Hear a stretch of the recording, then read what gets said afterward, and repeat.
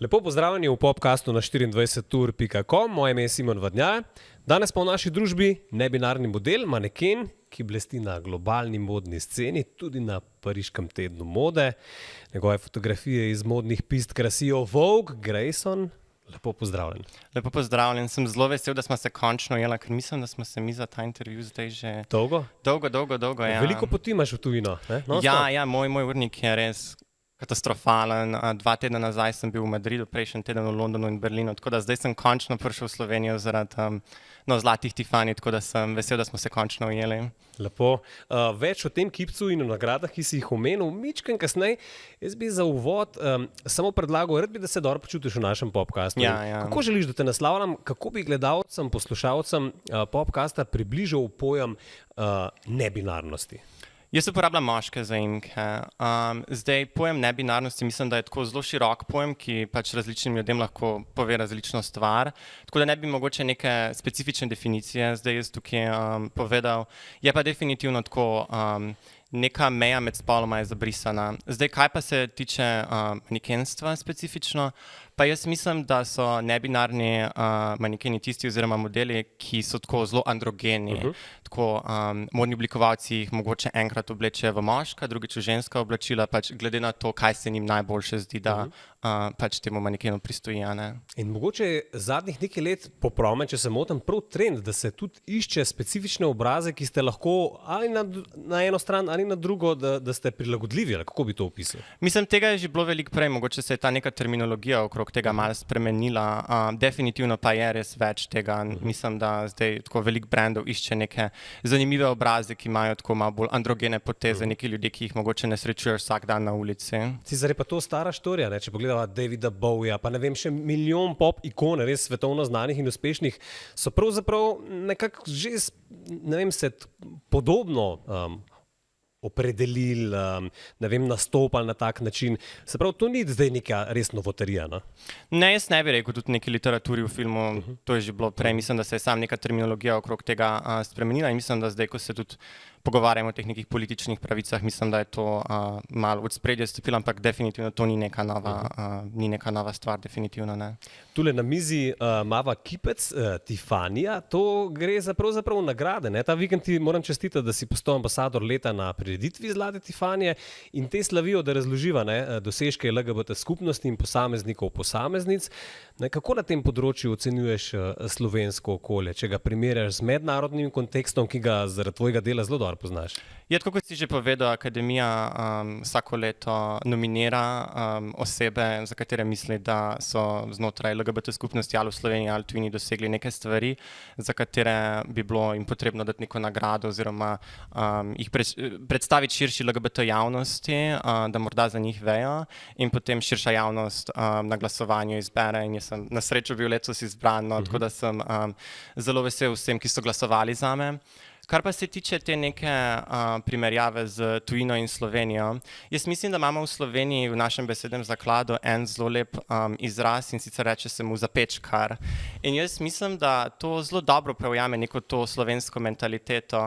Na vaši televiziji mislim, da ste imeli par let nazaj nek tak klip Smo doma, smo doma.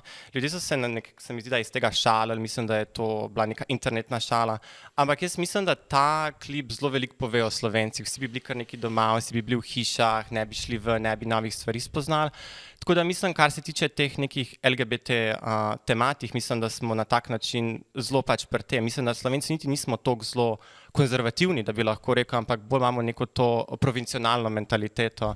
Tako da mislim, da je to po večini razlog, zakaj se te neke stvari ne odobravajo, kot se recimo v tujini, ne.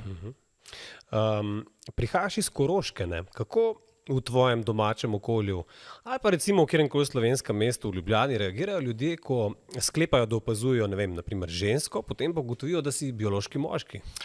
Ja, mislim, bilo je zelo težko, ni bilo enostavno, logično. Morda zaradi tega, ker sem pač s Koroške, sem tam mogoče dobil malo več nekih pogledov, ampak tukaj v Ljubljani je definitivno, moram na žalost reči, da je bilo nekega verbalnega nasilja na ulici sploh. Kar pa se tiče tako tujine, mislim, da v tujini recimo se te stvari veliko bolj odobravajo, velika večja skupnost, Tako da mislim, da je definitivno razlika med Slovenijo in tujino. Kje vidiš ti možnosti izboljšanja teh situacij, da ne prihaja do nasilja, tudi verbalnega, kjerkoli sploh? Kaj misliš, da lahko naredimo?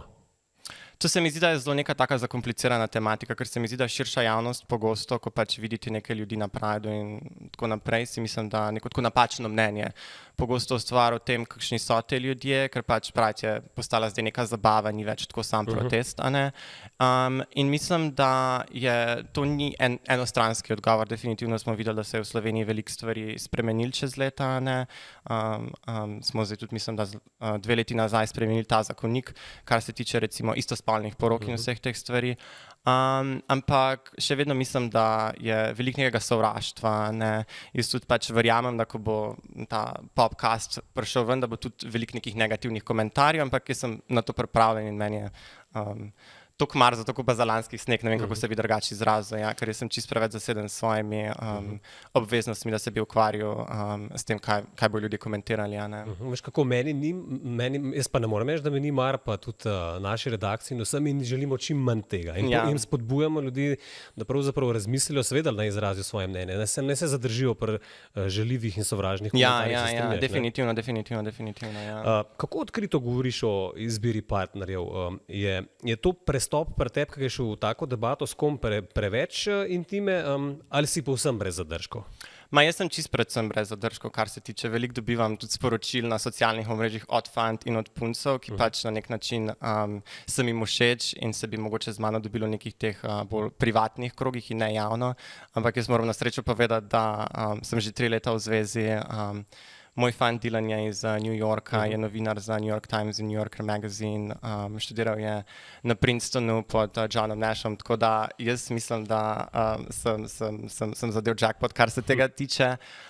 Živi v Parizu, tako da imamo nekako razmerje na razdalju, to se v slovenščini tako reče, ja. Tako da ja, jaz sem, kar se tega tiče, zelo odkrito o tem govorim, imam nobenih zadržkov, ja. Definitivno pa je veliko nekih ljudi, za katere si mogoče ljudje ne bi mislili, da jih neke nebinarne osebe privlačijo, pa si mogoče te osebe ne morejo ali pa ne dopustijo, da bi to javno izrazile in pač potem se ta sporočila ponavadi najdejo v mojih inboxih kar pogosto, no. Te niti ne preseneča to? Ne, niti najmanj. In to ponavadi pride od ljudi, za katere si bi najmanj mislili. Če se pomaknemo malo bliže k tvoji karieri modela, pa bi šel mogoče malo na začetek. Kako si nastopil zdaj za Viktorijo in Davida Beckhama, oziroma pred njima pa pred Kanye Westom? Do tega še prideva, ampak glej, če greva samo mičkar nazaj. Že v srednji šoli si začutil neko željo postati model, pošiljal si fotografije raznim agencijam v Sloveniji in kako se je šlo? Ja, to je bila res neka moja želja, ki sem imel že tako iz srednje šole ven, ali pa mogoče že prej, ne. In pol, ko se je to obdobje srednje šole nekako končalo, sem je začel pač pošiljati naokrog svoje slike, prvo na logično slovenske agencije. Zdaj nekatere so me recimo povabile na razgovor, ampak na koncu z nobeno agencijo nisem uspel podpisati pogodbe, a ne. Zdaj komentarji so bili eni malo bolj prijazni, eni malo manj prijazni, pa tudi od ljudi, od katerih si verjetno ne bi mislil, da bi lahko takšne komentarje sploh izrazili. Zdaj od tega, da sem preveč ženstven, do tega, da meni zaradi mojega izgleda nikoli ne bo uspelo. Pol sem se pa zaradi študija preselil na Nizozemsko, kjer študiram mednarodne odnose in sem Zoisov štipendist. In tam sem pa bolj poskušal nekako še enkrat pač te slike poslati naokrog in tam je bilo pa tako ful odgovorov, a ne. Malce drugače, ne? Ja. Veliko agencij mi je nazaj pisalo, me klicalo, ampak ena agencija specifično, tudi ta, s katero sem zdaj podpisan oziroma delam z njo, me je še isti dan nazaj klicala in so bili sam tako, spakiri kufre, jutro greš v Rim, Gucci te hoče videti. Gucci, se pravi, dajva še enkrat poudariti, Gucci te hoče videti. Mogoče so pa naši agenti v slovenskih agencijah malo sfalili. Ja, mislim, da si tukaj zelo delamo tako neke utvare, da se mi ful spoznamo na svet mode in da se spoznamo, kar se teh stvari tiče, pa morda ni tako glih, no, ne. A veš, zanimivo je, ko razmišljam o teh stvarih, ki sem bral o tebi, ko sva se pogovarjala, to pravzaprav gre za kaj neke vrste nasprotje od tega, da bi cenili unikatnost. Ja, tukaj v Sloveniji definitivno, ja. Tukaj v Sloveniji definitivno ne cenijo neke unikatnosti, tukaj je zelo neka tako komerciala, mislim, da so zelo tako popularni neki ljudje, ki bi v tujini ne uspeli, definitivno, kar se tega modelinga tiče. Tako da ja, v tujini pa se definitivno to zelo potencira, to, da izgledaš drugačen, tako da ne izgledaš kot vsi ostali. Ne. Se pa strinjaš, da mogoče zato, ker si predvsem mlajša generacija od unih, ki so orali ledino v svetu modelinga pa manekenstva, ti se ne omejuješ z mejami, z državami, z EU-jem. Tvoje delovišče pa možnost, kje lahko delaš še kaj? Cel svet? Ja, cel svet, moj urnik je res zelo zanimiv. Pogosto se zgodi, da ne vem, sem na kavi, pa me agent kliče, pa kjer jutri greš, ne vem, v Pariz, pa kjer jutri greš v Milano. To se res pač dogaja meni vsake toliko časa in takrat pač se spustim in grem s kave in spakiram in se odpeljem na letališče in gremo. Prosim, razloži našim gledalcem, gledalkam, poslušalcem in poslušalkam, kako prideš do situacije, da te v prvi vrsti spremljata David Beckham pa njegova Viktorija. A se ti takrat kaj dodatno, ne vem, kaj po glavi podi ali narediš svojo službo in greš po catwalku? Ja, takrat mislim, ko sta bila v občinstvu David Beckham in Victoria's Secret, je bilo za Rick Owens revijo, to je ameriški avantgardni modni oblikovalec, ki ga pač vsi zvezdniki poznajo. Ne? In kako priti do tega nekako? Mislim, zelo težko je, ne? Mislim, da rabiš imeti ful neke sreče, ne? In pol ena stvar do druge pač pripelje, ker specifično vem, da recimo te runwaye, za katere sem jaz hodil, vem, da so, mislim, da takrat videli na castingu tako okrog 700-800 ljudi, ne? Modelov iz vsega sveta in na koncu zberajo tako okrog 40-50 ljudi, tako da te stvari dobiti, res moraš biti nekomu zelo všeč in res moraš imeti veliko ene sreče in veliko neke osebnosti, da tebe, ne, tam ti ljudje opazijo in da te pač potem izberajo za runway. Kar pa se tiče tega, če vem, kdo je v občinstvu, jaz se, če sem čisto odkrit, ne ukvarjam sploh s tem, ker pač vem, da so takšni ljudje v občinstvu zdaj. Specifično se je pač takrat zgodilo, da sta bila Viktorija in David kot neki recimo bolj znani osebi. Ampak je bilo pa tudi, da sem takrat v zakulisju spoznal recimo ameriškega raperja Usherja in igralca Altona Masona, ki je med drugim tudi takrat hodil za modno revijo.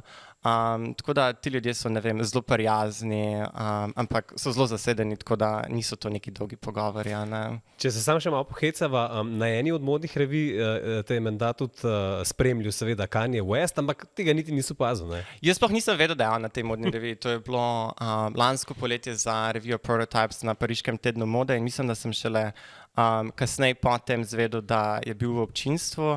Bil sem pa tako zelo zaseden, ker je predtem bila ena druga modna revija in mislim, da sem toliko zamujal na drugo modno revijo, da mi na koncu niti make-upa in lasti niso uspeli narediti in so me sam tako nek polover zavili, tako da je bilo zelo vse na hitro in sem šele te neke stvari šele kasneje tako izveš in tudi opaziš, ne? Tako da to niso neke stvari, s katerimi se bi jaz ukvarjal, ko grem pač na catwalk. Ne? Nam lahko, prosim, približaš tvoj svet, radi bi potrkali pa spoznali, kaj se v tvoji glavi dogaja, ko se sprehodiš tistih, ne vem, koliko je manjka minuto, mogoče malo večka minuto, kaj se tebi dogaja v glavi, ko greš na tisto pisto in moraš narediti svoje v najboljšem možnem scenariju?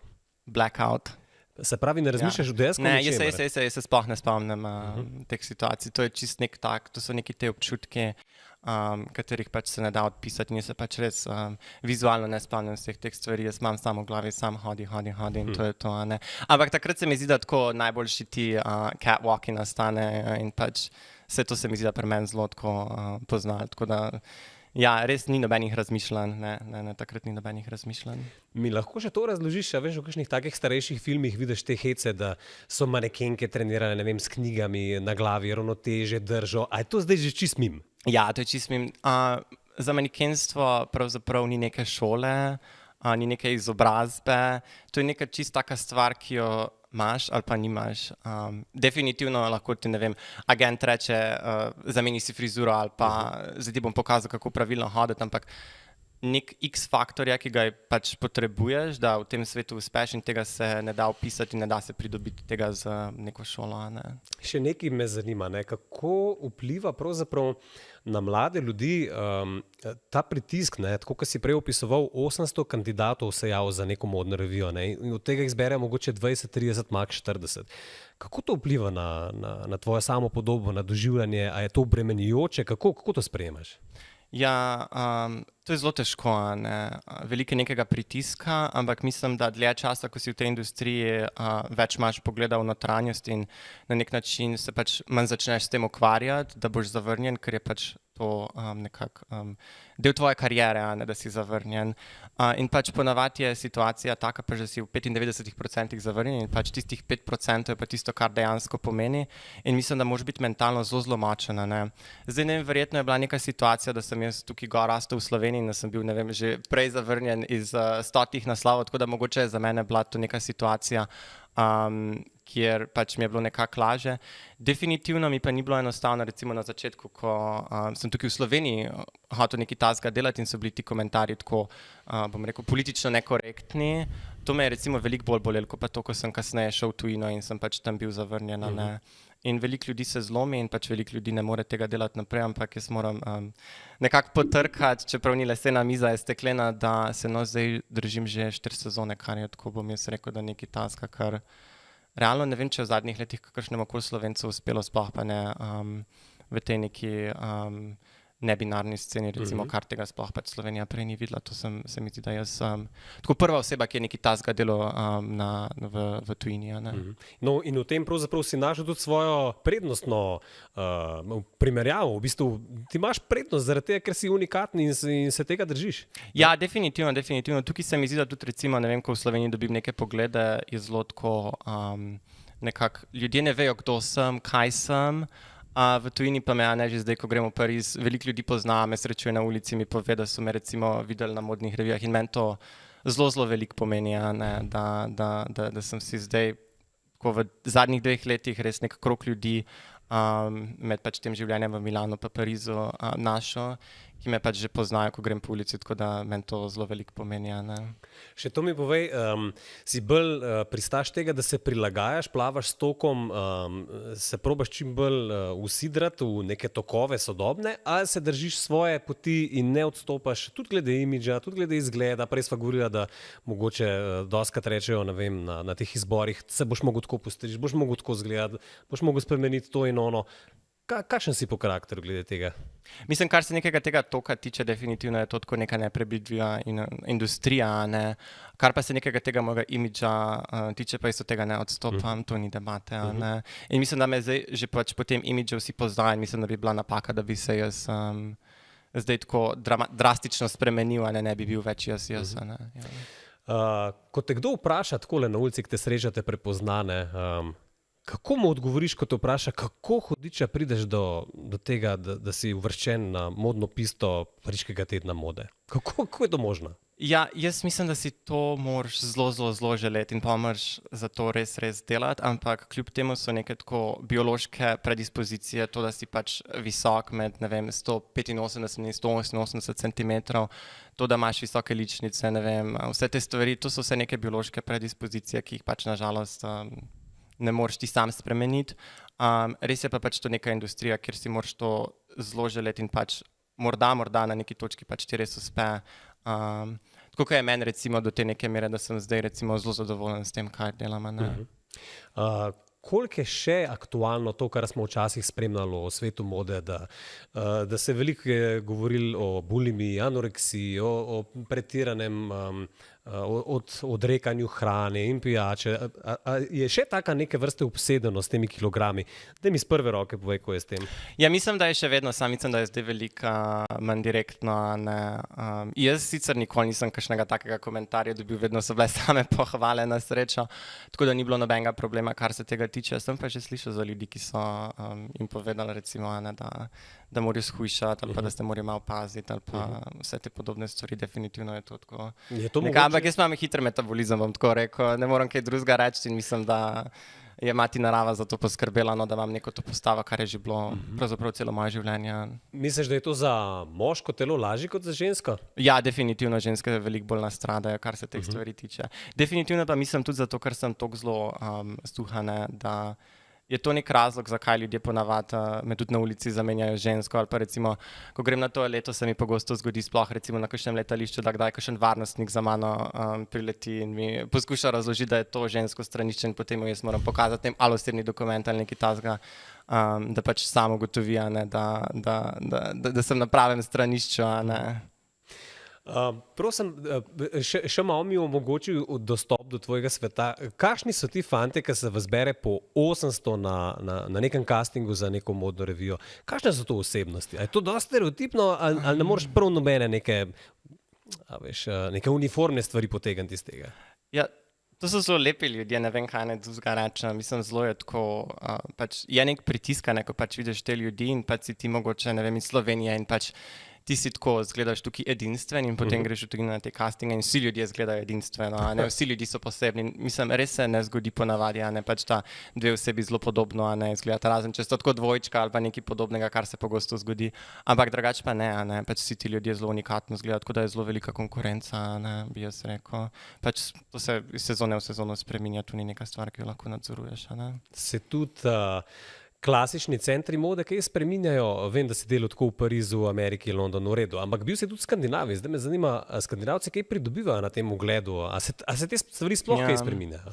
Bil sem na tem tednu mode v Kopenhagnu, tam se stvari zelo se mi zdi, da spreminjajo, to zdaj postaja tako nekako tretji center mode ali pa četrti center mode, recimo v Evropi je že skoraj na nekem tem nivoju, recimo Berlina definitivno, ampak zdaj se mi zdi, da se tudi zelo tako nekemu Londonu približuje, ker pač imajo manj tednov mode tam zadnje čase. Tam se recimo, mi je bilo zelo interesantno, zakaj bi recimo jaz njim bil tam všeč, zaradi tega, ker pač imam jaz blond lase in pač blond obrvi, ampak tam nekako veliko ljudi tako zgleda, ampak očitno je pač res še tako neka stvar, pa verjetno mislim, da je tudi zelo pomagal pač pri tem, da sem že predelal v Milanu in Parizu in tako da mislim, da oni pač se nekako zgledujejo še vedno pač po teh klasičnih centrih mode in pač nekako poskušajo tudi, kar se pač modelov tiče, poiskati nekako ljudi, ki so pač že tam delali prej, Povej mi tvoje občutke, kako je bilo stopati po modni brvi v Louvru v Parizu? Ja, to je bilo za japonskega dizajnerja Kidil, ki je lansko leto dobil prvo nagrado na Japonskem za najuspešnejšega dizajnerja. Bilo je zelo zanimivo, recimo, bilo je veliko ljudi, bilo je tam ravno pod piramido, tako da ni bilo med slikami, ni bilo pri Mona Lisi, muzej je bil normalno odprt, ampak pač ja, brand je predstavil svojo kolekcijo v Louvru, neka res edinstvena izkušnja, res ne da se opisati, res zelo dober. Daj razloži mi, kakšno zadovoljstvo ti občutiš v opravljanju tega poklica, posla pravzaprav, ali pa poslanstva. Kaj te v bistvu najbolj navdihuje pri tem? Ja, ko si nekaj časa toliko zelo želiš, tako kot sem si jaz recimo to v srednji šoli, ko enkrat to dosežeš, imaš občutek, da nekako to sploh ni realnost, zelo je težko vse te stvari procesirati. Ampak to je za mene zdaj na tej točki tako, bom rekel, je služba, ampak je isto hobi. Jaz še vseeno študiram politologijo in filozofijo estetike na Nizozemskem, tako da sem študent čez dan in potem za vikende maneken, tako da imam zelo pestro življenje, ampak je definitivno to neka stvar, ki sem si jo jaz želel zelo dolgo in sem bil zelo vesel, ko se je to uresničilo. Kakšne imaš v tem pogledu ambicije za naprej, ko zaključiš študij? Kaj te zanima? Kaj bi rad počel v življenju v zvezi z politiko, pravzaprav študijami? To je zelo težko vprašanje. Jaz mislim, da bom zdaj prvo šel na magisterij in potem bomo gledali naprej. Kar pa se tiče manekenstva, pa sem imel že veliko pogovorov in s svojim agentom in vsemi temi stvarmi in danes. Jaz sem sicer šele 22 let star, tako da teh let je še kar nekaj naprej, ko se lahko jaz s tem ukvarjam. Ampak danes je zelo popularno, da recimo castajo starejše modele, in tako veliko ljudi, ki tako zgleda, ki ima nek specifičen imidž, ko se postara, to nekako še recimo veliko bolj cool zgleda, tako recimo Balenciaga je zelo znana po tem, da oni pač res castajo starejše ljudi, tako da upajmo, da bo to šlo, da se bo to šlo naprej čim dlje časa, ampak bomo videli, kakšna je situacija. Mi lahko samo še iz perspektive 22-letnika razložiš, kaj so zate starejši ljudje, oziroma za modni svet, je to 30 plus, 40 plus? Ne, ampak ne, pač ljudje začnejo v tem svetu ponavadi že tako pri 15 letih, to je čisto normalno. Zdaj zadnje čase mislim, da se je malo prestavilo bolj tako recimo na neko 18-letno mejo, ampak pač v svetu mode ponavadi, kar se tiče nekih mladih modelov, tako za fante mogoče do nekega 30. leta, za punce pa tako do 25. Jaz sem tako začel, kar se tiče tako neki zlati sredini, tako pri 19 letih, tako da je bilo zelo na hitro, no, zelo se je veliko nekih stvari zgodilo, na katere nisem bil pripravljen in se takrat tudi nisem zavedal, kakšne posledice bojo imele, ne, ker to mi je res tako odprlo toliko vrat in če bi gledal nazaj, definitivno bi spremenil stvari, ampak sem zelo vesel, kako so se pač stvari takrat odvijale, ne. Sem imel pripravljeno zate vprašanje, kaj bi svetoval mladim, ki jih ta svet vrhunske mode zanima, ne? Kaj so največje zmote ali pa pričakovanja, ki jih imajo mladi z ambicijami uspeti v tem svetu? Kaj bi mogoče iz svojega primera potegnil in jim dal za en nasvet? Jaz mislim, da ni nekega recepta, po katerem lahko delaš, ne. Pač to jaz mislim, da je še vsem stvar, ki ni toliko od tebe odvisna. Mislim, moraš imeti nek svoj imidž in nek svoj personality, ampak to ostali ljudje, ne, odločajo o tem, a si ti dovolj cool za njih, da te bojo vzeli ali ne, a ne. In mislim, da če bi jaz zdaj tukaj rekel, zdaj moraš pa to narediti ali pa to, pa mislim, da bi bilo zelo napačno. Definitivno pa lahko svetujem, da nekako v Sloveniji mislim, da je zelo težko začeti. Smo imeli manekenke tudi v drugih državah bivše Jugoslavije, ki so bile uspešne, ampak mislim, da je tujina definitivno trg, kjer lahko rečeš, da nekdo pač uspe, tudi če recimo se začne v Sloveniji. Tako da morda čim več gledati v tujino in čez meje Slovenije in imeti čim bolj odprto glavo in čim manj ostajati doma. Ja. Definitivno bi bil to moj nek nasvet za vse mlade, ki si mogoče želijo v tem uspeti. Ja. Kaj storiš, ko je par castingov zapored zavrnitev? Kako se sestaviš? Kako si pomagaš? Imate vi kakšno pomoč, mogoče v obliki kakšnih pogovorov, ali te to sploh pripravijo na tak svet, ki je v bistvu, tako kot sva prej rekla, poln zavrnitev, ne? 95% pravzaprav castingov so zavrnitve, ne? Ja, to ni neka taka situacija, kjer lahko pokličeš domov v nedeljo, ko mama kuha govejo juho in se pritožuješ. Mislim, lahko se, ampak ne bo čisto nič pomagalo. Ja, jutri je nov dan, pomagaj si sam, ne vem, res. Ne moreš, to so neke stvari, s katerimi se pač res ne moreš ukvarjati, ne, ker pač ja, jutri je nov dan in mogoče bo nekdo jutri te na castingu videl, kateremu boš všeč, oziroma se bo neka situacija pojavila, ki ti bo mogoče odprla neka nova vrata, zato res ne moreš gledati nazaj, sam naprej. Še pri eni stvari, kršiš pravila, rečva, ali pa podiraš meje, ne? V Milanu si podpisal pogodbo z agencijo Monster, ki je pravzaprav popolnoma ženska agencija, ne? Si imel ti kot nebinarna oseba kakršne koli zaplete? Kako to, da so podpisali s tabo? Ja, oni imajo kategorijo za nebinarne osebe, tako po večini imajo pač ženske modele, zelo znana agencija, kjer je pač veliko svetovno znanih manekenk prej delalo. In zdaj so v zadnjih letih odprli nebinarno kategorijo, katere pač del sem jaz na neki točki, na katere del sem jaz tudi na neki točki postal. Tako da ja, zelo mi je bila tako neka to potrditev, da sem jaz dosegel neke stvari, ki mogoče ne bi bile mogoče 10 ali pa 15 let nazaj. Ne. Misliš, da je to stvar neke niše, ki je trenutno aktualna, ali bo v bistvu nebinarnost in pojavljanje v bistvu tovrstnih modelov vse bolj pogosto, vse bolj mogoče v mainstreamu? Kako gledaš na prihodnost? Jaz mislim, da bo tega morda malo več, ne pa še vseeno tako ne bo, mislim, da ne bo zdaj. Mislim, da se je to neko obdobje te politične korektnosti, kar se castinga tiče, že tako zelo malo zaključilo, ne? In mislim, da bo v prihodnosti veliko bolj pomenilo to, kako izgledaš, kot pa kdo si, odkot si, vse te stvari, kar mislim, da je pač veliko bolj pomembno. Ne? Ker to je vseeno industrija, ki je bazirana pač na izgledu. Ne? Seveda. Če še narediva en krog nazaj do Zlatih Tifanij, kako si se ta vikend počutil v Ljubljani, v tej družbi, v tej ekipi, napreduje ta scena, kaj se dogaja na splošno na tem področju, v tej skupnosti? Ja, meni je to zelo veliko pomenilo zaradi tega, ker je letos bila 10. obletnica podelitve Zlatih Tifanij in mi je zelo pač veliko pomenilo, da sem ob tem jubileju prejel tudi jaz Zlato Tifanijo za ambasadorja za vse moje dosežke iz tujine. Zelo mi je pa tudi veliko pomenilo, da je akademija nekako naredila seznam ljudi, ki so v zadnjih 10 letih na slovenski LGBT sceni naredili največji vtis in med temi imeni je bilo tudi moje, tako da mi je to zelo veliko pomenilo. Kot nekako naj rečem, neko priznanje tudi v Sloveniji. Ne? Kaj bi še mogoče čisto iz človeškega vidika dal za en nasvet ali pa mogoče položil na srce babicam, dedkom, sestričnem, bratrancem, sosedom, mamam, očetom, ki pridejo v stik z osebo, ki odrašča kot najstnik, kot mulc, ne, in se opredeli na koncu kot nebinarna oseba. Kako to probati sprejeti brez sovraštva pa nastrojenosti? Jaz mislim, da je treba pač razmišljati zelo odprto glavo, a ne, in pač se zavedati, da te osebe ne govorijo tega zaradi tega, ker bi iskale neko pozornost ali pa zaradi tega, ker bi s tem želele nekoga raniti ali pa karkoli podobnega, ne. Tako da definitivno mislim, da je potrebno z neko odprto glavo razmišljati in pač mislim, da se ponavadi, vsaj po mojih izkušnjah v večini družinah čez čas te stvari spremenijo in mislim, da ljudje tudi če na začetku imajo neko tako negativno reakcijo na celo situacijo, definitivno mislim, da čez čas se pač le sprijaznijo s tem, da je pač to realnost in da se bojo s tem pač mogli začeti nekako vsakodnevno ukvarjati, ne. Kam in kdaj pakiraš kovčke za naslednjo modno prestolnico? Kaj te čaka? Naslednja modna prestolnica bo Pariz, kar pa se naslednje destinacije tiče, pa bo Amsterdam.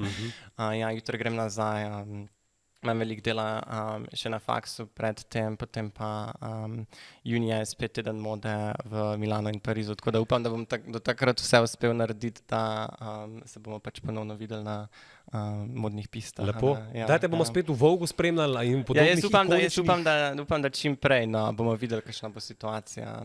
Voilà. Veliko sreče pri študiju. Najlepša in seveda hvala. v vseh modnih prestolnicah na tvojih podvigih. Čestitke še enkrat za zlato Tifanijo. Hvala lepa, da ste spremljali Popcast na 24ur.com. Glejte in poslušajte nas še naprej. Napišite komentar, vaše vtise. Grayson, hvala ti, da si vzel čas. In hvala za obisk v Popcast studiu. Tako da pa uživamo še naprej. Pa lep dan vsem.